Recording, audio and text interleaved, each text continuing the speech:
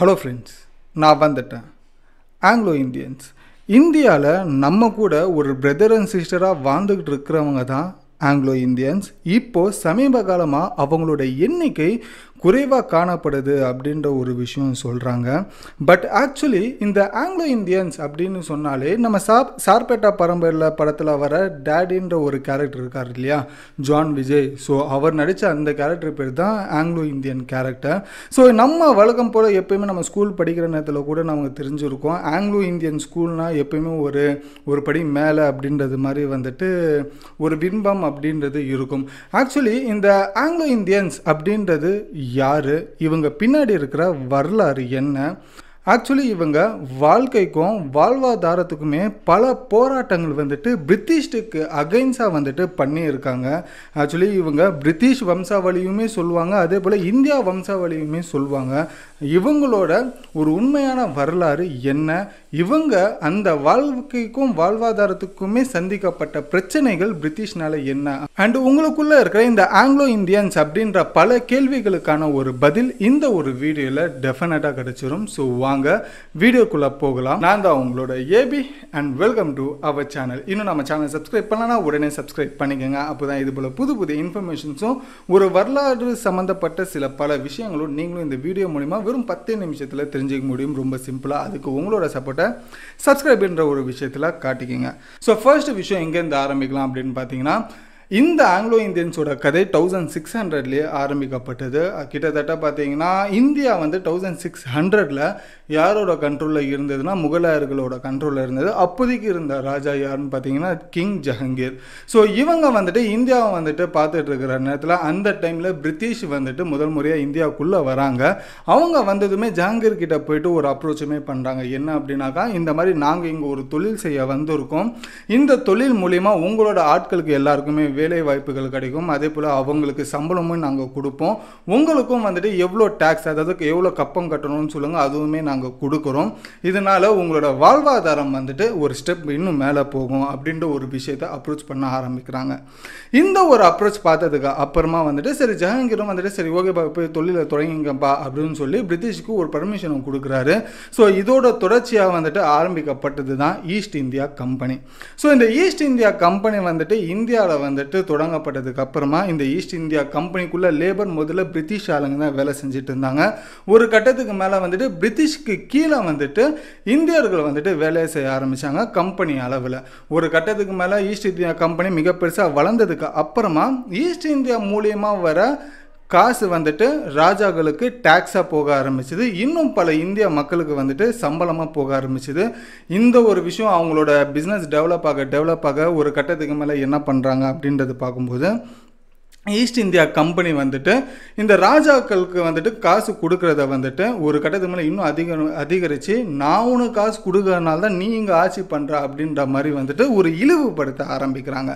So அதுக்கப்புறமா தான் கொஞ்சம் கொஞ்சமாக இந்தியா ஒரு கட்டத்துக்கு மேலே பிரிட்டிஷ் கையிலன்ற ஒரு விஷயத்துக்கு வந்தது. ஸோ இப்படி தான் பிரிட்டிஷ் வந்துட்டு இந்தியாவை கேப்சர் பண்ண ஆரம்பித்தாங்க, நம்மளோட மக்களை எல்லாருமே அவங்களோட அடிமைகளாக வைக்க ஆரம்பித்தாங்க.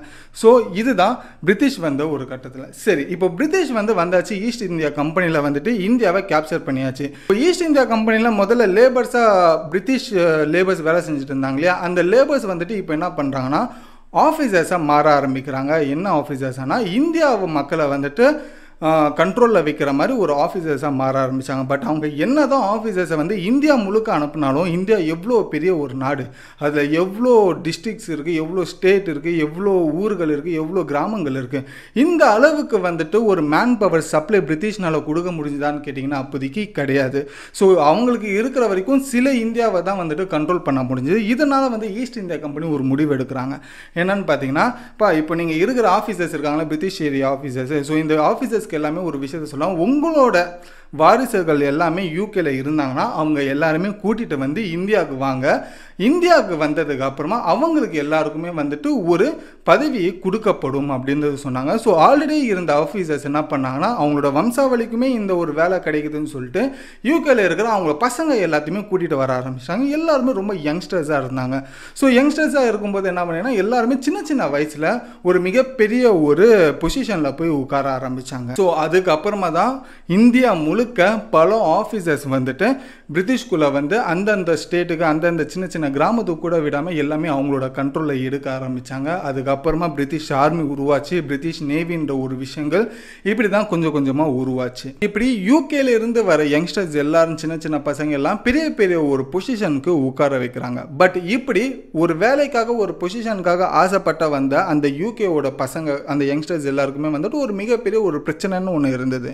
என்ன அப்படின்னு பார்த்தீங்கன்னா, ஒன்ஸ் யூகேல இருந்து இந்தியாவுக்கு வந்துட்டு ஒரு ஆஃபீஸராக வந்துட்டாங்க அப்படின்னாக்கா திரும்பியும் அவங்க ரிட்டனாக வந்துட்டு அவங்க வீட்டுக்கு போகிறது, அவங்க ஹோம் டவுனுக்கு போகிறது கிட்டத்தட்ட 30 வருஷத்துலேருந்து 40 வருஷன்றது ஒன்று ஆகும். ஏன்னா இப்போ தான் இந்த ஃப்ளைட் இருக்கிறதுனாலலாம் வந்துட்டு டக்கு டக்குன்னு போயிட்டு வரலாம். பட் அப்போலாம் அப்படி கிடையாது, ஃப்ளைட்லாம் இல்லை இல்லையா. ஸோ கப்பலில் வரணுனாலே பல மாதங்கள் ஆகும். ஸோ அதனால ஒன்ஸ் இந்தியாவுக்கு வந்துட்டோன்னா திரும்பி 40 வருஷம் 30 வருஷம் கழிச்சு தான் போகணும். அப்படி பார்த்தா ஒரு யங்ஸ்டர் இருக்கிற பையன் இந்தியாவுக்கு வந்து ஆஃபீஸராக வரான் ஒரு 20 வயசுலனா அவன் திரும்பி அவன் வீட்டுக்கு போகிறதுக்கு ஒரு 60 வயசு கிட்ட ஆயிடுது. ஸோ அவனோட வாழ்க்கை இந்தியாவிலேயே முடிஞ்சது கல்யாணம் பண்ணாமலேயே. ஸோ இதனால வந்துட்டு பல யங்ஸ்டர்ஸ் வந்துட்டு யூகேவில் வர பல யங்ஸ்டர்ஸ் வந்துட்டு என்ன யோசிக்கிறாங்க அப்படின்னாக்கா, நம்ம ஏன் இந்தியாவில் இருக்கிற பெண்களையே கல்யாணம் பண்ணிக்கூடாது. ஸோ நம்ம வந்து ஒரு பெண்ணுக்காக வந்துட்டு யூகே போயிட்டு திரும்பியும் கல்யாணம் பண்ணிட்டு திரும்பியும் வர்றதுக்கு பதிலாக நம்ம இந்தியாவில் இருக்கிற பெண்களையே வந்துட்டு கல்யாணம் பண்ணிக்கலாம், அவங்க கூடயே நம்ம மேரேஜ் லைஃப்பை பண்ணிக்கலாம்னு சொல்லிட்டு ஒரு முடிவுக்குன்றது வராங்க.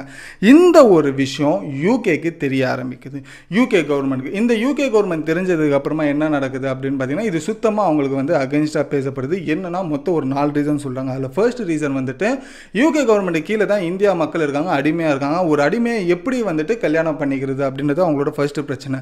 ரெண்டாவது கலர் பிரச்சனை, நம்மளோட நிறம் பிரச்சனை அவங்களுக்கு ரெண்டாவதாக இருந்தது. மூணாவது நம்மளோட கல்ச்சர் அவங்களுக்கு பிடிக்காம இருந்தது. நாலாவது நம்மளோட லைஃப் ஸ்டைலுமே அவங்களுக்கு பிடிக்காம இருந்தது. ஸோ இந்த விஷயங்கள் எல்லாத்தையுமே அடிப்படையாக வச்சுட்டு பிரிட்டிஷ் கவர்மெண்ட் வந்துட்டு இந்த ஒரு விஷயத்தை வந்துட்டு அகைன்ஸ்டாக நின்னாங்க. பட் இந்த அகைன்ஸ்டாக நின்னதோடு இல்லாமல் இந்த மாதிரி யூகே சோல்ஜர்ஸோ யூகே ஆஃபீஸர்ஸோ யாராச்சும் இந்தியா பெண்களை வந்துட்டு கல்யாணம் பண்ணி இருந்தாங்கன்னா அவங்களோட பதவிகள் பறிக்கப்படும். அதே போல் யூகே கவர்மெண்ட் கிட்டேருந்து வர எல்லா விஷயங்களுமே வந்துட்டு தடை செய்யப்படும் அப்படின்ற ஒரு விஷயத்த சொன்னாங்க யூகே கவர்மெண்ட். ஸோ இந்த ஒரு விஷயம் வந்துட்டு இந்தியாவில் மட்டும் பாதிக்கல, அது அடுத்த வர ஒரு கேங் இருக்காங்க இல்லையா யங்ஸ்டர்ஸு, ஸோ அவங்களோட லைஃபையுமே இது பாதிச்சுது. எப்படி அப்படின்னாக்கா, இந்த மாதிரி இருக்கிற எல்லா ஆஃபீஸர்ஸுமே யூகே கவர்மெண்ட் டக்குன்னு வந்துட்டு இந்தியா பெண்களை கல்யாணம் பண்ணதுனால அவங்களோட வேலையை விட்டே தூக்குறதுனால பல இடங்கள் வந்துட்டு காலியாக இருந்தது. ஸோ இதை திரும்பி ரீஃபில் பண்ணுறதுக்காக வந்துட்டு ஈஸ்ட் இந்தியா கம்பெனி பல ஆண்களை வந்துட்டு திரும்பி இந்தியாவுக்குள்ளே வாங்க ஆஃபீஸர்ஸா அப்படின்னு சொல்லி அழைப்பு விடுச்சாங்க. அப்போது எந்த ஒரு யங்ஸ்டர்ஸுமே இந்தியாவுக்கு வர்றதுக்கு விரும்பவே இல்லை. என்ன காரணம் அப்படின்றது அவங்க கிட்ட கேட்டோம்னா, நம்ம இப்போ வரோம் இந்தியாவுக்குள்ளனா திரும்பி நாங்கள் 40 வருஷம் கழிச்சு தான் போகிறோம். ஸோ அதுக்காக வந்துட்டு எங்களோட மேரேஜ் லைஃப் எல்லாத்தையுமே விட்டுட்டு நாங்கள் வர்றதுக்கு தயாராக இல்லை, நாங்கள் இங்கே இருக்கிறோம் சந்தோஷமாக ஜாலியாக லைஃப்பை வந்துட்டு என்ஜாய் பண்ணிட்டு மேரேஜ் லைஃப்பில் ஜாலியாக இருக்க போகிறோம் அப்படின்ற ஒரு விஷயத்தை அங்கே இருக்கிற யங்ஸ்டர்ஸ் சொல்ல ஆரம்பித்தாங்க. பட் இதை தெரிஞ்சுக்கிற ஈஸ்ட் இந்தியா கம்பெனி டக்குன்னு இப்போ ட்விஸ்ட்டை போட ஆரம்பித்தாங்க. என்ன அப்படின்னாக்கா, சரிப்பா உங்களுக்கு இதுதான் பிரச்சனை அப்படின்னாக்கா, ஸோ நீங்கள் இந்தியாவுக்கு வாங்க, நீங்கள் வந்ததுக்கு அப்புறமா நீங்கள் இந்தியா பெண்களை கல்யாணம் பண்ணிக்கலாம். அப்படி கல்யாணம் பண்ணி உங்களுக்கு ஒரு குழந்தைன்னு ஒன்று பிறந்தா அந்த குழந்தைக்கு ஒரு 10 ரூபாய் இனாமாக வந்து உங்கள் 2 பேருக்கு வந்துட்டு கொடுக்கப்படும். அதுக்கப்புறமா அந்த குழந்தைய நாங்கள் எடுத்துகிட்டு யூகேயில் இருக்கிற ஸ்கூலில் வந்துட்டு படிக்க வச்சு அந்த குழந்தை படிப்பு முடிச்சதுக்கப்புறமா திரும்பியும் உங்ககிட்ட கொண்டு வந்து சேர்ப்போம் ஒரு பிரிட்டிஷ் ஆஃபீஸராக. திரும்பியும் உங்களோட குழந்தை இந்தியாவில் வந்துட்டு ஒரு பிரிட்டிஷ் ஆஃபீஸராக இருக்க போகுது அப்படின்னு சொல்லி ஒரு எக்ஸ்ட்ராடினரியான ஒரு ஆஃபர் ஒன்று கொடுத்தாங்க. இதனால் அங்கே என்ன பண்ணாங்கன்னா, பிரிட்டிஷ் யங்ஸ்டர்ஸ் என்ன பண்ணாங்கன்னா வந்துட்டு இதுதான் நல்ல வாய்ப்புன்னு சொல்லி திரும்பி இந்தியாவுக்கு வந்துட்டு வர ஆரம்பித்தாங்க. வந்ததுக்கு அப்புறமா அந்த பிரிட்டிஷ் யங்ஸ்டர்ஸ் பிரிட்டிஷ் ஆஃபீஸர்ஸ் எல்லாருமே என்ன பண்ணாங்கன்னா இந்தியா பெண்களை கல்யாணம் பண்ண ஆரம்பித்தாங்க. சரி, இது ஒரு பக்கம் இருந்தாலும் இந்தியா பெண்கள் எப்படி இது ஒத்துக்கிட்டாங்க? இவங்களுக்கு பின்னாடி இருக்க ஏதாவது காரணமானு பார்த்தீங்கன்னா, முன்னாடி யாருமே ஒத்துக்கல. பட் சில பேர் பெண்கள் கொடுக்க ஆரம்பித்தாங்க. பட் அந்த பெண்ணு கொடுத்ததுக்கும் ஒரு காரணமும் இருந்தது. என்ன காரணம் இந்தியர்களுக்கு அப்படி இருந்ததுன்னா, பெண்களை வந்துட்டு ஆஃபீஸர்ஸ் விரும்பி இருக்காங்க, கல்யாணம் பண்ணணும்னு நினைக்கிறாங்க அப்படின்னு நினச்சிட்டாங்கன்னா ஒரு யூகே சோல்ஜர், அதில் நிறைய அப்பா அம்மா அந்த பெண் கொடுக்கறதுக்கு வந்துட்டு அவாய்ட் பண்ண ஆரம்பித்தாங்க. நிறைய பேர் இதுக்கு அகைன்ஸ்டாகவே இருந்தாங்க இந்தியா மக்கள். பட் சில அப்பா அம்மா வந்துட்டு அவங்களோட பெண்ணை வந்துட்டு ஒரு சோல்ஜருக்கு வந்துட்டு பிரிட்டிஷ் சோல்ஜருக்கு கட்டி கொடுக்கறதுக்கு நினைக்க ஆரம்பித்தாங்க. அதுக்கு காரணம் என்னென்னா, இந்தியாவில் இருக்கிற எல்லாருமே வந்துட்டு இது பண்ணிட்டு இருக்காங்க, ஒரு அடிமையாக இருந்துட்டு இருக்காங்க. அதில் ஏன் பொண்ணுக்காவது இந்த அடிமை வாழ்க்கையிலேருந்து ஒரு விடிவு வரட்டும் அப்படின்றது சொல்லி என்ன பண்ணியிருக்காங்கன்னா, அவங்களோட பெண்ணை வந்துட்டு அந்த பிரிட்டிஷ் சோல்ஜருக்கு வந்துட்டு கல்யாணமும் பண்ணி கொடுக்குறாங்க. அதுக்கப்புறமா அந்த பிரிட்டிஷ் சோல்ஜருமே அந்த பெண்களை கல்யாணம் பண்ணி இந்திய பெண்களை கல்யாணம் பண்ணி சந்தோஷமாக வாழ்ந்து குழந்தையுமே வந்துட்டு பெக்க ஆரம்பிக்கிறாங்க. ஸோ அந்த குழந்தை பிறந்ததுக்கு அப்புறமா தான் ஒரு ஆங்கிலோ இந்தியன் அப்படின்ற ஒரு சூழ்நிலைக்குள்ளே வளர ஆரம்பிக்குது. பட் அந்த ஒரு குழந்தைய வந்துட்டு பிறந்ததுக்கப்புறமா பிரிட்டிஷ் சொன்ன மாதிரி 10 ரூபாய் இனாமாக கொடுத்து அந்த குழந்தைய யூகேயில் இருக்கிற ஸ்கூலில் படிக்க வச்சு திரும்பி அந்த குழந்தைகளை வந்துட்டு இந்தியாவுக்கு கூட்டிகிட்டு வந்துட்டு ஒரு ஆஃபீஸராக மாற்றிட்டு இருந்தாங்க. இதுதான் காலங்காலமாக நடந்துக்கிட்டு இருந்தது. பட் இது தான் ஈஸ்ட் இந்தியா கம்பெனியுமே ஆசைப்பட்டது. பட் ஆக்சுவலி இதுக்கு பின்னாடி அவங்களுக்கு ஒரு பெரிய பிளான் இருந்தது. என்னென்னா, இந்த மாதிரி ஆங்கிலோ இந்தியன்ஸில் இருக்கிற எல்லா சோல்ஜர்ஸையுமே வந்துட்டு நம்ம ஒரு ஆஃபீஸராக ஃபியூச்சரில் மாற்றிட்டோம் அப்படின்னாக்கா இந்தியாவில் இருக்கிற எல்லா இடங்களையுமே நம்ம ஆட்கள் தான் அதிகமாக இருப்பாங்க. ஸோ அதனால் ஓவரால் கண்ட்ரோல் வந்துட்டு இந்தியா அது நம்மக்கிட்ட தான் இருக்கும். ஸோ நம்மக்கிட்ட இருந்து இந்தியாவை பறிக்கவே முடியாது அப்படின்னு சொல்லி ஈஸ்ட் இந்தியா கம்பெனியும் பிரிட்டிஷ் கவர்மெண்ட்டும் ஒரு மனக்கணக்கில் இருந்திருக்காங்க. பட் நிலைமை அப்படியே டோட்டலாக வேறையாக மாறிச்சு. என்ன அப்படி மாறிச்சு அப்படின்னு பார்த்தீங்கன்னா, பிரிட்டிஷ் இந்தியா பொறுத்த வரைக்கும் என்னன்னா, இந்த ஆங்கிலோ இந்தியன்ஸை படிக்க வச்சு திரும்பி இந்தியாவிலே போஸ்டிங் வாங்கி ஒரு ஆஃபீஸராக மாற்றும் போது ஒரு கட்டத்துக்கு மேலே ஆங்கிலோ இந்தியன்ஸோட எண்ணிக்கை தான் அதிகமாச்சு. பிரிட்டிஷ் படையில் ஒரு 100% இருக்கிற படையில் ஒரு 50%க்கும் மேலே ஆங்கிலோ இந்தியன்ஸ் தான் இருந்தாங்க. இந்த ஆங்கிலோ இந்தியன்ஸ்க்கு கீழே தான் பியூர் பிரிட்டிஷ் அப்படின்றது சொல்லப்படுற டைரெக்டாக யூகேல வந்த ஃப்ரெஷர்ஸோட ஆஃபீஸர்ஸ் எல்லாருமே இருந்துட்டு இருந்தாங்க. பட் இந்த ஒரு 2 விஷயத்தில் அடுத்த ஒரு பிரச்சனைன்னு ஆரம்பிக்குது. என்ன அப்படின்னாக்கா, பியூர் பிரிட்டிஷ்னு சொல்கிறோம்ல, டேரெக்டாக யூகேலேருந்து வந்தவங்கன்ட்டு இவங்க வந்துட்டு ஆங்கிலோ இந்தியனுக்கு கீழே வேலை செஞ்சுட்டு இருந்தாங்க. ஸோ இதனால் பியூர் பிரிட்டிஷ்க்கு இது ரொம்ப பெரிய ஒரு அவமானமாக இருந்துச்சு. ஏன் அப்படின்னாக்கா, ஒரு ஆங்கிலோ இந்தியனுக்கு கீழே நான் ஒர்க் பண்ண மாட்டேன். ஏன்னா ஆங்கிலோ இந்தியன் ஒரு இந்தியன் வம்சாவளியில் வந்த ஒரு ஆள். ஸோ அதனால் நாங்கள் வந்துட்டு வேலை செய்ய மாட்டோம் இவங்களுக்கு கீழேன்னு சொல்லிட்டு ஒரு பிரச்சனை ஒன்று வருது பியூர் பிரிட்டிஷ்க்கும் ஆங்கிலோ இந்தியன்ஸ்க்கும். இது தெரிஞ்சுக்கிட்ட பிரிட்டிஷ் கவர்மெண்ட் என்ன பண்ணுறாங்க அப்படின்னு பார்த்தீங்கன்னா, திரும்பியும் 2வது முறை வந்துட்டு ஆங்கிலோ இந்தியன்ஸோட பதவியை பறிக்க ஆரம்பிக்கிறாங்க. அவங்களோட வாழ்வாதாரம் வந்துட்டு அப்படியே பின்னாடி போக ஆரம்பிக்குது. ஒரு கட்டத்துக்கு மேலே ஆங்கிலோ இந்தியன்ஸ் என்ன பண்ணுறாங்க அப்படின்னு பார்த்தீங்கன்னா, 1888 வந்துட்டு திரும்பி இந்த ஆங்கிலோ இந்தியன்ஸ் எல்லாம் இந்தியாவிலேருந்து கிளம்பி யூகே கவர்மெண்ட்டை பார்க்க போகிறாங்க, ராயல் ஃபேமிலியை மீட் பண்ண. அங்கே போய்ட்டு ஒரு ப்ரொட்டஸ்ட்டும் பண்ண ஆரம்பிக்கிறாங்க, ஒரு புரட்சியும் பண்ண போகிறாங்க. என்னென்னா, ஆங்கிலோ இந்தியன்ஸாக இருக்கிற நாங்கள் வந்துட்டு பிரிட்டிஷ்லேருந்து வந்த எங்கள் அப்பா வந்துட்டு இந்தியாவில் இருக்கிற ஒரு பெண்ணை பார்த்து கல்யாணம் பண்ணிக்கிட்டாங்க. அது மூலிமா குழந்தை பிறந்தவங்க தான் நாங்கள். பட் எங்களுக்குமே யூகேல ஒரு உரிமை இருக்குது. அப்படி இருந்தும் எதுக்கு எங்களோட பதவியை பறிச்சிங்க? இப்போ எங்களோட வாழ்வாதாரம் அதுக்கு பின்னாடியுமே இப்போ போயிருக்கு அப்படின்ற ஒரு விஷயத்த சொன்னாங்க. பட் இந்த விஷயத்தை தெரிஞ்சுக்கிட்ட யூகேவோட ராயல் ஃபேமிலி என்ன பண்ணாங்கன்னா, இவங்க இப்படி கஷ்டப்படுறதுக்கு நம்மளும் ஒரு காரணமாக ஆயிட்டோம். ஸோ இதனால வந்துட்டு அவங்களோட பறிக்கப்பட்ட பதவி வந்துட்டு திரும்பியும் கொடுக்கணும். ஸோ அவங்களுக்கு தேவையான சலுகைகள் திரும்பியும் வந்துட்டு அது கண்டினியூ ஆகட்டும்னு சொல்லி ராயல் ஃபேமிலியிலேருந்து ஒரு அஃபிஷியல் அனௌன்ஸ்மெண்ட்டும் பர்மிஷனும் வந்துருச்சு. ஸோ அப்படி வந்தோம் திரும்பியும் வந்துட்டு வேலை இழக்கப்பட்ட எல்லா ஆங்கிலோ இந்தியன்ஸும் இந்தியாவில் வந்து ஆஃபீஸர்ஸாக ஆரம்பித்தாங்க. பட் மாற ஆரம்பித்தாலுமே பட் இந்த பியூர் பிரிட்டிஷர்ஸ் வந்துட்டு ஆங்கிலோ இந்தியனை வந்துட்டு ஒரு எதிரியாக தான் பார்க்க ஆரம்பித்தாங்க. ஒரு கட்டத்துக்கு மேலே அவங்கள ஒதுக்க தான் பார்க்க ஆரம்பித்தாங்க. ஸோ இது தெரிஞ்சதுக்கப்புறமா ஒரு கட்டத்துக்கு மேலே ஆங்கிலோ இந்தியன்ஸ் அப்படின்றவங்க வந்துட்டு இந்தியாவிலேயே ஒதுக்கப்பட்டவங்களா வந்துட்டு மாற ஆரம்பித்தாங்க பியூர் பிரிட்டிஷ்னால. ஸோ இதுக்கு அப்புறமா தான் ஆங்கிலோ இந்தியன்ஸ் முதல் முறையாக ஒரு முடிவுன்றது ஒன்று எடுக்கிறாங்க. இந்த பிரிட்டிஷை நம்ம நம்ப முடியாது, எப்போ வேணால் நம்மளோட பதவியை பறிக்கலாம், இவங்க நினச்சா திரும்பி எப்போ வேணால் சேர்த்துக்கிறானுங்க. ஆனால் நமக்குன்னு ஒரு சூழலை உருவாக்கணும், நமக்கு குழந்தைங்களுக்கான ஒரு வாழ்க்கையை நம்ம அமைச்சு கொடுக்கணும்னு சொல்லிட்டு இந்தியா முழுக்க வந்துட்டு Anglo Indian schools and college ஆரம்பித்தாங்க. அவங்களோட பசங்களை ஒரு பிரிட்டிஷில் வாழ்கிற பிரிட்டிஷோட எஜுகேஷனை இந்தியாவில் கொடுக்கணும்னு சொல்லிட்டு இந்த மாதிரி ஸ்கூல் அண்ட் காலேஜ் அவங்களோட பிரிட்டிஷோட லைஃப் ஸ்டைல்ஸை வந்துட்டு நம்ம குழந்தையும் வாழணும் அப்படின்னு சொல்லி நிறைய காலேஜ் அண்ட் ஸ்கூல்ஸையுமே ஆரம்பித்து அது சக்ஸஸ்ஃபுல்லாக இன்னும் வரைக்குமே ரன் ஆகிக்கிட்டு இருக்கு. நம்மளோட ஊர்லேயே நம்ம சென்னையிலேயே பார்க்கலாம் ஆங்கிலோ இந்தியன் ஸ்கூலு அப்படின்றது நம்ம பார்த்துருவோம். அதெல்லாம் இந்த காரணத்தினால தான் உருவாக்கப்பட்டது. அது இன்னும் வரைக்கும் சக்ஸஸ்ஃபுல்லாக தான் போயிட்டுருக்கு. இன்னமும் நிறைய ஆங்கிலோ இந்தியன்ஸ் பிரிட்டிஷ் லைஃப் ஸ்டைலில் தான் வாழ்ந்துக்கிட்டு இருக்காங்க அப்படின்ற ஒரு விஷயம் தெரிஞ்சுக்கோங்க.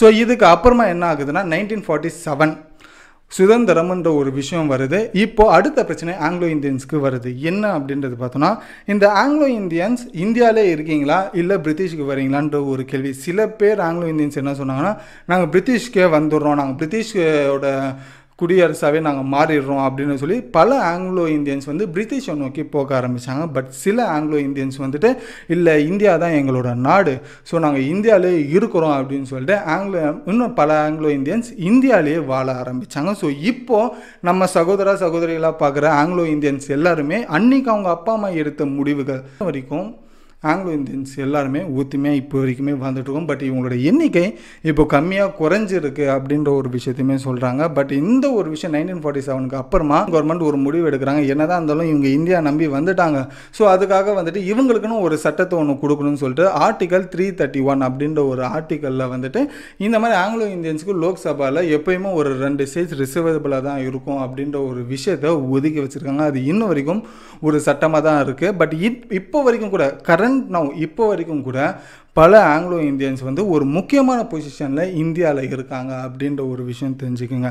ஸோ இதுதான் ஆங்கிலோ இந்தியன்ஸ் கொஞ்சம் கொஞ்சமாக உருவாகின அவங்களோட வரலாறு. அவங்க எப்படி இந்தியாவில் ஸ்டே பண்ணாங்க, அவங்க வாழ்கிறதுக்கான வாழ்வாதாரம் பிரிட்டிஷ் எப்படிலாம் வந்து பறிச்சது, அதை அவங்க எப்படி போராடி வந்து எடுத்தாங்க அப்படின்றது ஒரு ஃபுல் டீட்டெயில். நான் இப்போ உங்ககிட்ட கேட்குற கேள்வி என்னென்னா, இது பிரிட்டிஷில் மட்டும் பியூர் பிரிட்டிஷ் ஆங்கிலோ இந்தியன் மட்டும் இல்லைங்க, அப்போ மட்டும் இந்த பிரிவினைன்றது இல்லை. பட் இப்போவும் நம்ம இந்தியர்களில் பல பேருக்கு வந்துட்டு இந்த பிரிவினைன்றது இருக்குது. நம்ம ஆங்கிலோ இந்தியனை வந்துட்டு எப்படி பார்க்குறோம், ஒரு பிரிட்டிஷாக தான் பார்க்குறோமா இல்லை நம்மளில் ஒருத்தங்களாக பார்க்குறோமா அப்படின்றது உங்களோட கருத்தை நீங்கள் கமெண்டில் சொல்லுங்கள். எத்தனை பேர் எவ்வளோ கமெண்ட் பண்ணுறாங்கன்றது நம்மளையும் பார்ப்போம். ஸோ உங்களோட ஒப்பீனியனை கமெண்டில் சொல்லுங்கள், ஒரு ஹெல்த்தி கான்வர்சேஷனாக இருக்கட்டும். ஸோ அதே நேரத்தில் இந்த ஒரு வீடியோ பிடிச்சிருந்தா, உங்களுக்கு ரொம்ப இன்ஃபர்மேஷனாக இருந்ததுன்னா லைக் பண்ணிக்கோங்க. உங்களோட ஃப்ரெண்ட் யாராவது ஆங்கிலோ இந்தியனாக இருந்தாங்கன்னா அவங்களுக்கு இந்த வீடியோவை ஷேர் பண்ணி இந்த ஹிஸ்ட்ரி இப்படி தானாடா அப்படின்றது நீங்களுமே கேட்டு தெரிஞ்சுக்கலாம். ஸோ இதோட இந்த வீடியோ முடிச்சுட்டு நானும் கடையை மூடிட்டு கிளம்புறேன். உங்களோட சப்போர்ட்டை சப்ஸ்கிரைப்ன்ற ஒரு விஷயத்தை காமிச்சிங்க. So until then bye bye AB.